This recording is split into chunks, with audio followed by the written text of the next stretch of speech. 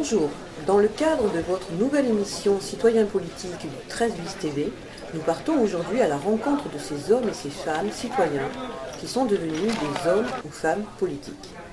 Mais tout d'abord, partons à la rencontre de nos concitoyens sur le marché du Courlouis Blanc à la Seine, voir si ceux-ci se sentent concernés par cette élection, ce qu'ils en disent, ce qu'ils en savent.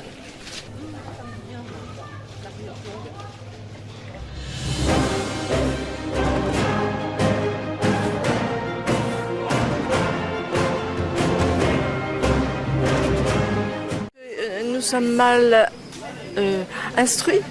Il y a beaucoup d'ignorance, et d'où l'indifférence dans le rôle de nos politiques.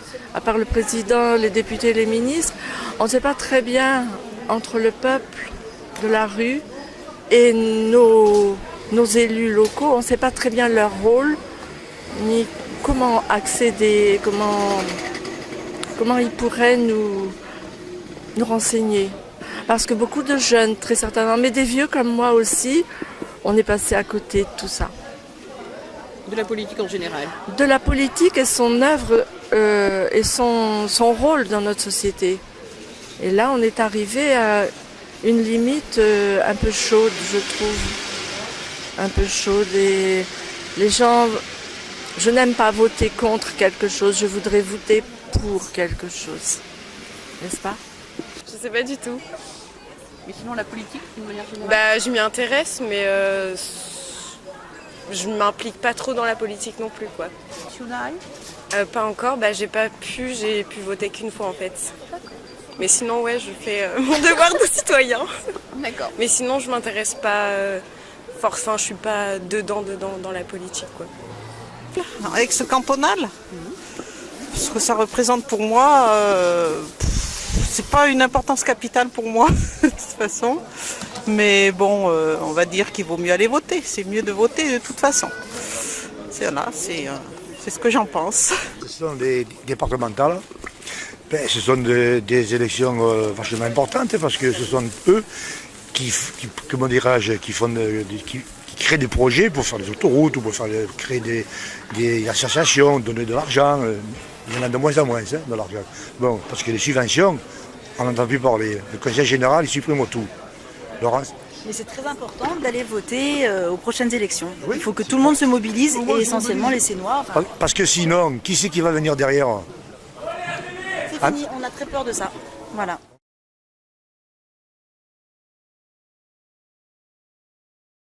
Marie Boucher, bonjour. Bienvenue sur 13 bis TV et dans l'émission Citoyens politiques. Alors dans cette émission, on demande toujours au candidat de mener un objet ou des objets personnels à parler de sa vie. Alors, qu'est-ce que vous avez amené ? J'ai amené deux objets qui correspondent à ce que j'étais il y a quelques années, ce que je suis toujours, parcours d'une vie, et qui finit sur un objet, c'est un cadeau de mon frère. Et je vais commencer par le premier. Donc c'était un vinyle. Pièce rare, hein ? Pièce rare. Ouais. Pas pour ceux qui ont 52 ans comme moi. C'était un disque de Maxime Le Forestier qui a une résonance particulière. Maxime Forestier a accompagné beaucoup de jeunesse, de la jeunesse des années 70, 80. Voilà, c'est les premiers engagements, c'est les premiers pleurs sur les amours déçus, il exprimait beaucoup de choses et il n'y a pas une chanson où on ne s'y retrouve pas, où on ne se dit pas tiens mais il a écrit pour moi cette chanson. Donc pour l'adolescence et celui-là particulièrement parce que Caricature a été fait par Cabu. Et quand il y a eu ces événements dramatiques, je crois qu'on a tous perdu des membres de notre famille et l'engagement aussi il est venu de ces périodes, de ces années-là, et avec ces gens-là. Vous pouvez l'ouvrir aussi, donc, pour voilà. nous montrer, parce que c'est quand même... voilà. Alors savoir que c'est Cabu qui a fait, si vous pouvez faire un gros plan, comment ça se... C'est quand même un document un peu exceptionnel. Hein. Oui. Et parce que c'était compliqué pour moi j'allais vous amener une caisse, une malle de choses qui m'ont interpellée ou qui m'ont aidé à accompagner un parcours de vie. Donc voilà, ça c'est quelque chose avec des magnifiques chansons à l'intérieur. Et voilà. Donc Maxime qui est toujours lui vivant. Voilà. C'est peut-être ça qui t'a amené à faire la politique. Alors, ce qui m'a amené, bien sûr, c'était un vrai engagement sur la réflexion. Quand on a 15 ans, on a envie de changer le monde. Mais c'est aussi issu d'un parcours. J'avais un grand-père ouvrier, membre du Parti communiste. Je ne suis pas née à la Seine, je suis de la banlieue parisienne, dans le 9-3 comme on dit maintenant, mais à l'époque c'était la Seine et c'était la Seine-Saint-Denis. Donc voilà un parcours déjà identifié, on va dire. Puis après, on est arrivé ici sur la Seine avec mes parents, j'avais 14 ans. Donc, avant de parler de votre parcours, on va présenter le deuxième objet. Le deuxième objet, parce qu'on dérive. Voilà. Bah oui, ça, vous me laissez. Je m'embarque, mais c'est non, mais c'est en même temps, c'est bien, c'est pas innocent. On est pris dans le. Voilà. Puisque c'est tout quelque est lié. chose, tout est lié. Tout est lié, exactement. C'est pour ça que c'était compliqué de choper un objet de sa vie. Voilà. Mais il y a des objets qui font le parcours d'une vie. Et donc là, c'est le dernier cadeau de mon frère. J'ai un petit frère, on a 5 ans d'écart. Et puis, il vit maintenant ailleurs, en Guadeloupe. Il est instituteur. Je l'aime beaucoup et on s'aime beaucoup. Donc il m'a envoyé ce livre, c'est le Bonheur national brut. Et ça raconte quoi comme histoire? C'est l'histoire des jeunes qui avaient 18 ans en 81. L'espoir, la gauche au pouvoir avec François Mitterrand, tout va changer. Plein de propositions qui allaient révolutionner nos vies. La fougue, l'envie, et puis cette idée de bonheur national brut, c'est-à-dire un bonheur partagé pour tous. Et puis il me dit, voilà, ça je te l'offre parce que... Ça peut faire du bien un petit peu. Et puis il y a aussi les envies, les déceptions. Et puis qu'est-ce qu'on est à 50 ans, c'est-à-dire quelques années, de nombreuses années après. Et voilà. Donc qu'est-ce qu'on est devenu? C'est un peu parcours de vie. C'est un peu moi, quoi. Très bien, beau truc. Donc ça nous amène donc à parler de la politique. Oui. Comme candidate socialiste, mais aussi d'union de la gauche, on pourrait dire comme ça, sur ces cantonales de la Seine. Une candidate, on va me dire, du Parti socialiste identifiée comme telle dans les municipales, identifiée gauche et avenir sur ces cantonales. On va dire représente un petit peu une gauche au niveau du Parti socialiste. Qui essaye de réfléchir différemment parce qu'on se dit que parce qu'au sein du Parti socialiste, il y a différents courants. Vous êtes plus sur la gauche du Parti socialiste. Et ça, il faut le dire quand même, c'est important. Le bonheur national brut, il ne faut pas lâcher cette idée. Il ne faut pas, qu'on accompagne une certaine idée d'un capitalisme triomphant dont on voit les limites. Donc j'estime qu'en tant que femme engagée en politique, élue aussi, donc avoir des responsabilités, croire aussi à une certaine idée de l'évolution sociale, économique de la vie, en tout cas du vivre ensemble, ou en tout cas de la politique, c'est la vie de la cité, la politique. Et donc on se dit que maintenant les politiques ne sont pas engagées nationalement. À mon avis, il y a d'autres chemins à emprunter pour en effet répondre à cette envie de bonheur national brut. Alors vous, il y a combien de temps par exemple vous êtes en politique et dans quel... vous êtes engagé par hasard Quelle était votre famille politique? Vous n'avez peut-être pas toujours été dans ces mêmes idées? Vous avez toujours les mêmes idées qu'il y a... Disons que je suis à gauche, j'ai mis du temps à prendre carte, on va dire, à m'encarter. Et quand je suis partie, je suis partie 2 fois de la Seine-sur-Mer pour aller ailleurs. Et en 97, je suis partie sur les Hautes-Alpes parce que je suis fonctionnaire d'État. Et j'ai demandé une mutation parce que j'avais envie de voir ailleurs, peut-être de prendre des ailes. Et j'avais l'impression que peut-être sur ce secteur, vu un passé, vu plein de choses, vu une histoire personnelle, familiale, il fallait que j'aille voir ailleurs pour pouvoir évoluer. Donc je suis arrivée sur les Hautes-Alpes et j'ai toujours été bien sûr sensible à la gauche et faut faire en sorte que on croit à des rêves et qu'on fasse ce qu'on dit et qu'on dise ce qu'on fait. Et par contre, une perception qu'on ne pouvait plus penser changement dans le monde sans aussi prendre en compte l'environnement et l'écologie. Donc c'est vrai que j'ai eu un parcours vers les Verts, qui à l'époque s'était positionné à gauche. Il était hors de question que je n'aille pas dans un parti qui ne soit pas à gauche. Donc en arrivant à Gap, dans les Hautes-Alpes, qui est une région magnifique, qui est une région magnifique, je me suis engagée en politique avec les Verts. Voilà. Et j'ai eu un parcours politique, j'ai été élue dans l'opposition en conseil municipal. J'ai eu un premier mandat en tant qu'élue à la région, donc là-bas. Et puis après j'ai été réélue en 2010 et en 2009 j'ai rejoint le Parti socialiste avec la forte envie, parce que j'avais pas l'impression de changer de famille politique. Mais plutôt de rejoindre une famille politique où j'allais aussi pouvoir essayer de faire comprendre que l'écolo-socialisme était une vraie valeur ajoutée à un projet politique. Donc après, en 2014, candidate avec Marc Guillemot sur le municipal. Oui, je suis revenue à la scène en 2009. Voilà, vous menez campagne, élue adjointe, on pourrait dire, au sport, mais d'autres mandats, aussi d'autres délégations. Adjointe au sport, qui est une noble et lourde charge. Oui, lourde charge, parce qu'il y a beaucoup voilà, sur le plan associatif. Et puis aussi sur l'intercommunalité, voilà, les vrais enjeux de demain, mais ça complètement en lien avec le maire, qui est vice-président de Toulon-Provence-Méditerranée. Et voilà, donc depuis 2014... Donc avec le département, ça non, c'est l'agglomération. Indépendamment, d'accord. Voilà, et donc adjointe au sport. C'est vrai que ça, il y a eu d'autres adjointes au sport, parce qu'il y a Joël Arnal, d'ailleurs, qui est ma remplaçante, voilà, sur cette candidature.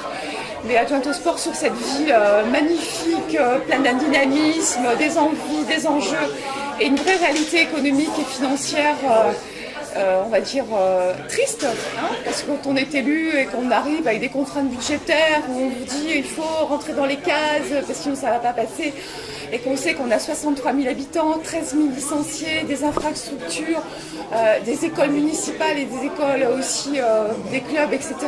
magnifiques, qui sont là pour faire de la cohésion sociale et pour faire, pas simplement rêver les gens, mais pour faire que se rencontrent les gens, les jeunes et les moins intergénérationnels, mais aussi une mobilisation autour du sport, mobilisation autour des valeurs, mobilisation autour d'un développement économique, parce que quand une ville est dynamique en matière sportive, les dynamiques, elle est attractive aussi avec le secteur économique. On le voit avec le sponsor au niveau des clubs, par exemple. Bah ouais.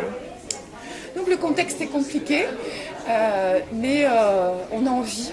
Et par contre, on sait qu'on ne pourra pas réussir tout seul, la ville de la Seine.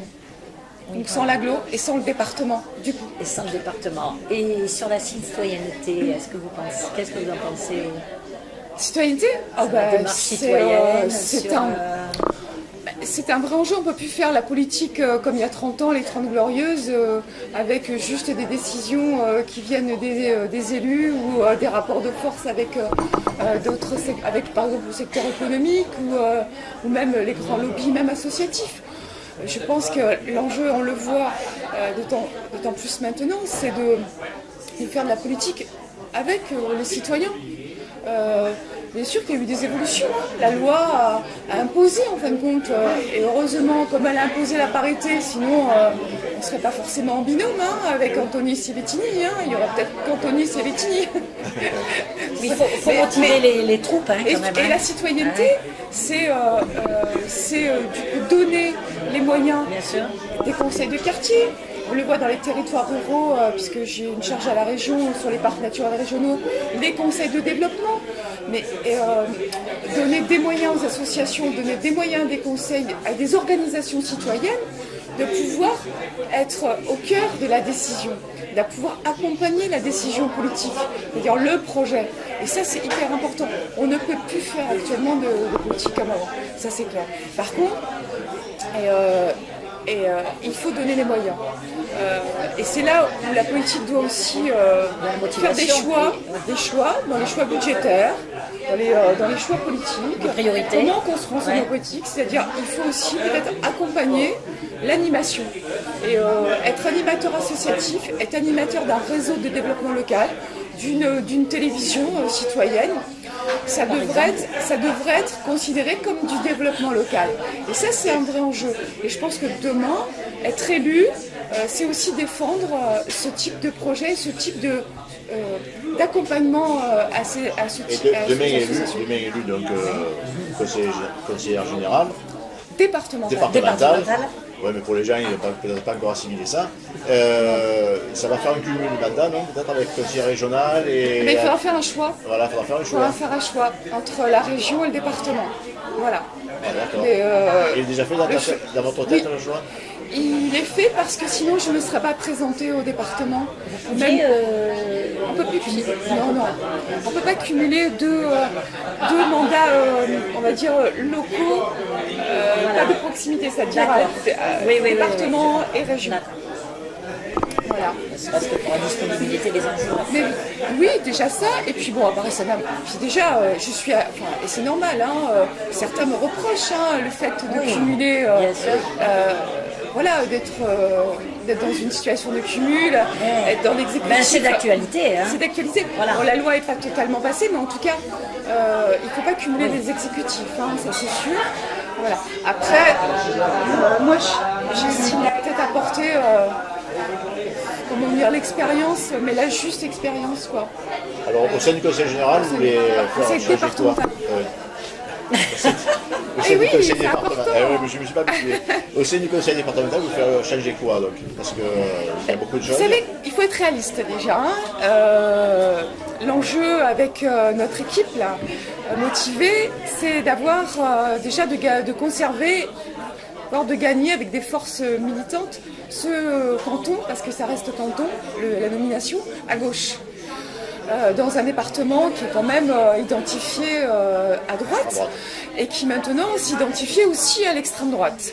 Donc on a un vrai combat d'idées, on a un vrai combat de valeurs et on sait très bien, sauf qu'on construit peut-être l'avenir, mais qu'il faut être réaliste, on ne sera pas président ou présidente du conseil départemental. En revanche, on peut et on aura à cœur déjà de défendre notre canton, qui représente 80% de la Seine, donc défendre aussi la ville de la Seine dans le grand rapport de force des politiques de partage. Quand on défend un projet de développement économique, un projet de transport, il faudra que le canton de la Seine soit représenté avec force et vigueur et engagement. D'accord. Alors hier, quand on s'est rencontrés, on a parlé de l'endettement. Oui. C'est un sujet qui fâche, mais la réalité est là, l'endettement, parce que vous m'avez dit c'est quand même vaste et ça peut être très mal interprété. Moi, je suis un peu sceptique quand on dit qu'il faut désendetter, l'État est endetté. La question de la ville aussi. Et l'endettement de la ville aussi. Du coup, vous savez, c'est de pair, parce qu'on voit la baisse des dons. C'est complètement lié. La demande de 10 milliards d'économies à faire sur les collectivités locales. On revient tout à l'heure par rapport à l'adjointe au sport que je suis. On me demande de faire des restrictions pour caler un budget. C'est compliqué parce que la dette publique était peut-être, elle, considérée comme une vraie dette. Actuellement, les dettes publiques, c'est-à-dire faire de l'éducation, faire de la santé, bonheur national brut, c'est aussi l'éducation, la santé, la culture, le sport, d'autres enjeux. C'est aussi fait partie pour moi d'un produit intérieur brut. Ça doit être comptabilisé. Et la dette publique, ils mettent tout dans la dette publique. Est-ce que la santé, c'est une dette publique? Actuellement, vous savez, on voit très bien que la dette des banques est plus importante que la dette publique. Ça me pose une vraie question sur la répartition des efforts à faire.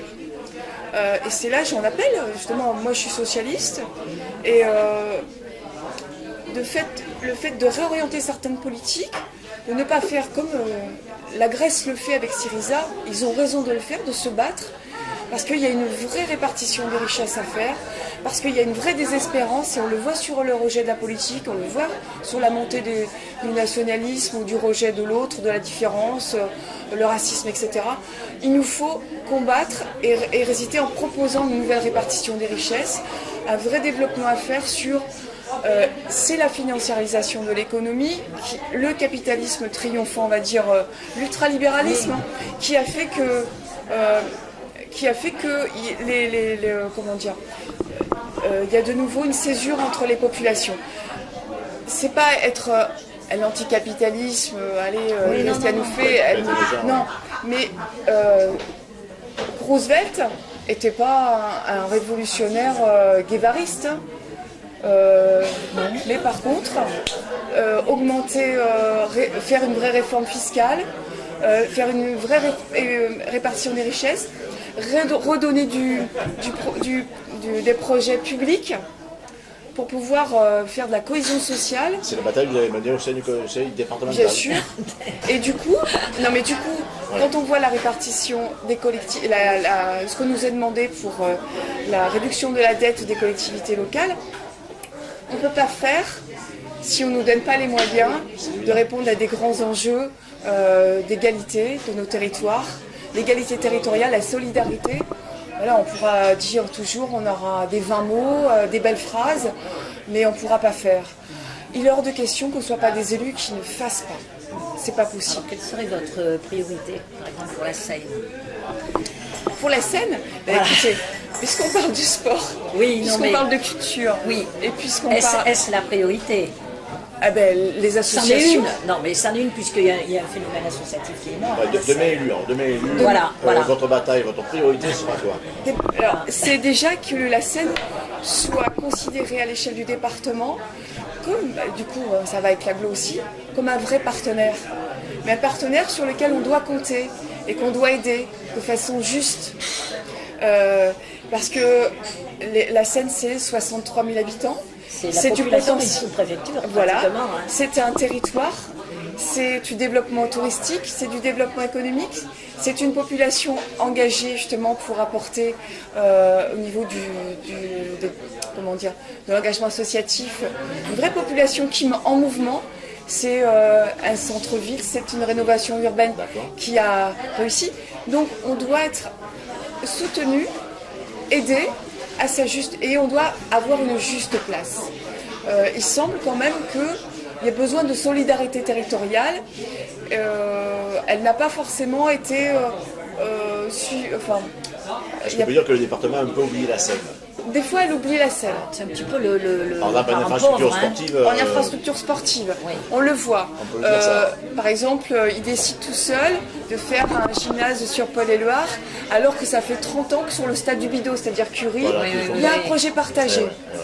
Alors on se dit, mais puisqu'ils font un gymnase dans la salle des Loirs, pourquoi pas avoir partagé avec nous un vrai enjeu, alors que là, il y a tout le vélo sport sénois qui s'entraîne, ça pourrait être un cœur de redynamisation, et c'est quelque chose qui... Vous savez, il n'y a pas plus des grandes désespérances de ne pas, faire que les gens qu'on rencontre me disent « Et ça, on est où du Ibidos ?» C'est dommage. Alors que là, partager ensemble avec le département, avec l'agglomération future communauté urbaine, avec la région dans ses compétences et avec le ville, le fait qu'il y ait des projets utiles aux citoyens, utiles au développement de cette ville. Et donc notre rôle, avec l'équipe et avec Anthony Savettini et avec notre remplaçant, avec tous les gens qui aideront, j'espère, à ce qu'on soit élu, c'est qu'on défende ces projets utiles à notre ville. Marie, merci beaucoup. Merci. Et bonne campagne. Merci à vous. Merci beaucoup. Au revoir.